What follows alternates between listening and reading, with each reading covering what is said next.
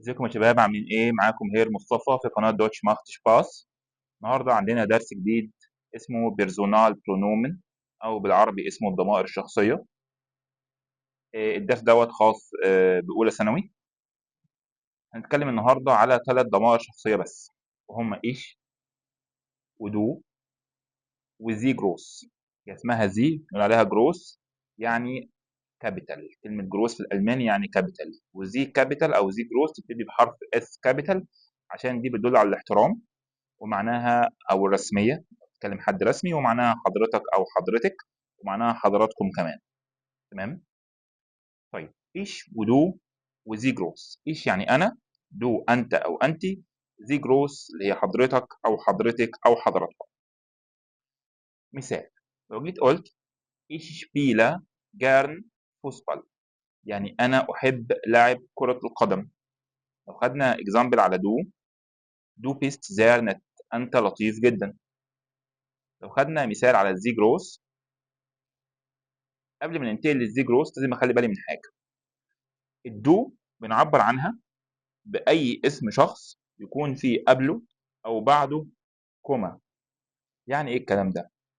اولا الكوما في الالماني هي اداه للفت الانتباه. تاني، الكوما اداه للفت الانتباه.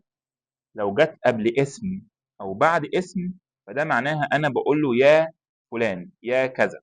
زي هنا كده لما جيت قلت دو بيست زير نت، أنت لطيف جدا، كوما عمر، يعني يا عمر. أنا لما ألاقي اسم وألاقي قبله كوما زي كده فمعناها يا والاسم ده بلفت انتباه أو بنادي عليه.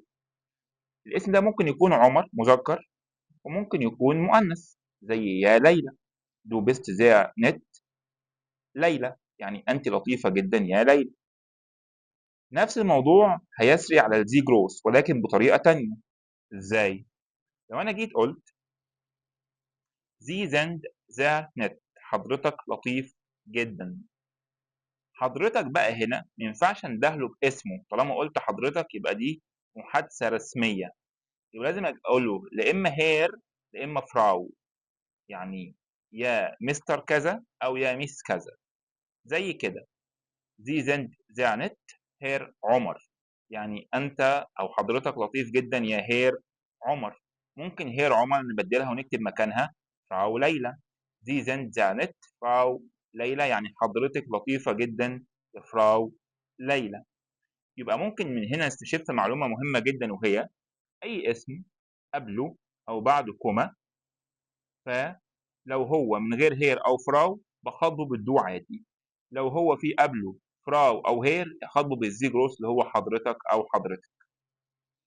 في حاجة كمان عايز أقولها، موضوع الكوما. أنتوا هتقولوا لي إن أنا بقول الاسم بيكون فيه قبله أو بعده كوما.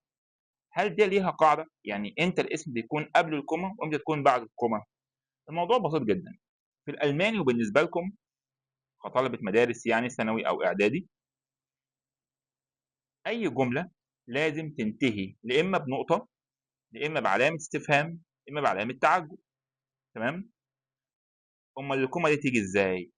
لو بدأت بالاسم وليكن ليلى، فهقول ليلى وأحط بعديها الكومة، بعد كده أقول لها دو بيست زارنت فراو ليلى، وأحط الكومة وأقول لها زي زند زارنت. يبقى لو الاسم جه الأول الكومة تيجي بعده. طب لو الاسم جه في الآخر زي هنا الكومة تيجي قبله، عشان في الاخر هحط ايه؟ احط بوينت، ممكن نقطه. تمام كده. يبقى احنا هنا وضحنا امتى بستخدم دو، امتى بستخدم زي جروس، والمواضع اللي تيجي فيها الكوما امتى قبل وامتى بعد، عشان الناس اللي بتكتب وهي بتكتب تبقى عارفه هتحط الكوما فين. طيب لو جينا بصينا هنا هنلاقي بيقول لي دو اوردر اللي هي اور زي جروس ايكوال، او بتودي لنا الايش. يعني ايه الكلام ده؟ عايز يقول لك ان اي سؤال بسال بيه بدو او بزي جروس اجباري اجابته هتكون بايش.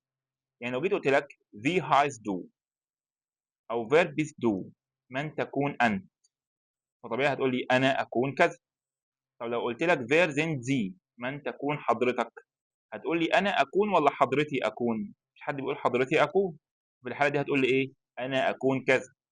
في الحالة دي لو كان السؤال بدو أو السؤال بزي جروس الإجابة تكون بإيش. أهو الإكزامبل: Wie heißt du؟ Ich heiße رالف. Wie heißen Sie؟ برضو ich heiße رالف شوماخر. في حتة هنا لازم تخلي بالك منها، لازم تلاحظ كل تفصيلة وأنت بتقرا كده. في الجملة الأولى قلت رالف، في الجملة الثانية قلت رالف شوماخر، يعني اسم ثنائي. دايما في المحادثات الرسمية بتكون إما انترفيو أو في شغل. فلو حد في انترفيو قال لك اسمك إيه مش هتقول له مصطفى، لازم تقول له اسمك ثنائي، هتقول له مصطفى أبو المجد.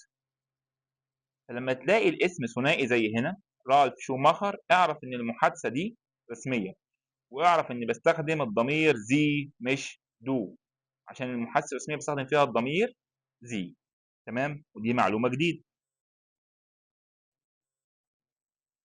لو جينا خدنا كده اي بونج او اكسرسايز على الموضوع ده، رقم واحد يقول له هالو، زي ولا ايش ولا دو؟ هايسا سوزانا، طبعا هايسا تبقى ايش.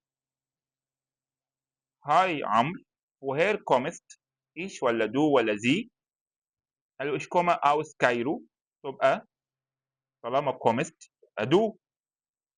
هير شنايدر، طالما هير شنايدر وبعده كوما محادثه رسميه، فقال له وهير كومن، دو ولا زي ولا ايش؟ قال له اوس برلين، تبقى زي. نمر 4 او رقم 4: ich komme aus Spanien und نقط فراو روزا. فراو روزا في قبليها كوما يبقى محادثه رسميه، يبقى زي جروس. برافو. يقول لك ich bin مونيكا lebe in Deutschland، تبقى ich lebe in Deutschland. wer sind دكتور نادر علي، يبقى wer sind. برافو عليكم. زي ich heiße بيتر شميت، اسم ثنائي، تبقى محادثه رسميه. und سالها فقال له دو ولا ايش ولا دي، الاجابه كانت كورينا شتفتر، يبقى الاسم ثنائي، يبقى المحادثه رسميه، يبقى ضمير الاحترام اللي هو زي جروس. تيمو بعده كوما نقط sprichst du gut Deutsch؟ دانكا، يبقى دو. فراو هوبر sprechen auch Finnisch، قالت له ناين، يبقى زي، عشان فراو هوبر بعديها كوما يبقى احترام. mein Name ist Karl، komme aus Hamburg، ich komme aus هامبورغ، انا اسمي كارل وانا من هامبورغ. كده خلصنا درس النهارده، نتمنى تكونوا استمتعتوا معانا في دويتش ماخت شباس.